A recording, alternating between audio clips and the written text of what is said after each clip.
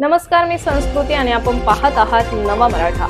पुण्यात गुइलेन बॅरे सिंड्रोमच्या रुग्णांची संख्या वाढली असून पुन्हा त्यात 9 रुग्णांची भर पडली। त्यामुळे एकूण जीबीएस बाधितांची संख्या 158 वर पोहोचली आहे। यामधील 21 रुग्ण व्हेंटिलेटरवर असून 38 रुग्ण बरे झाल्याने त्यांना घरी सोडण्यात आले।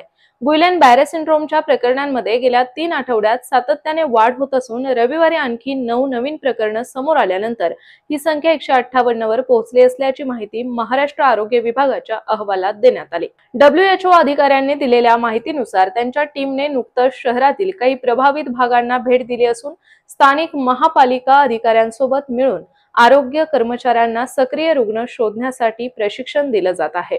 त्यामुळे प्रत्येक संशयित रुग्ण ओळखला जाईल, निदान होईल आणि योग्य उपचार मिळतील। याची खात्री केली जात आहे। WHO ने जिल्हा आणि राज्य पातळीवरील टीमना तांत्रिक आणि क्षेत्रीय मदत दिली जात आहे।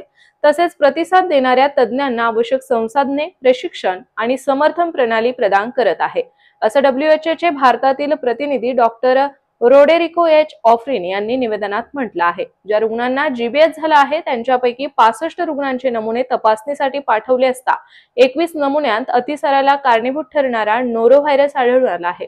तर नोरोव्हायरसमुळे जीबीएस होत नसल्याचे पोटविकार तज्ञांनी स्पष्ट केले।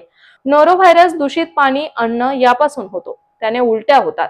तर अशाच माहितीपूर्ण बातम्यांसाठी चॅनलला सबस्क्राइब नक्की करा।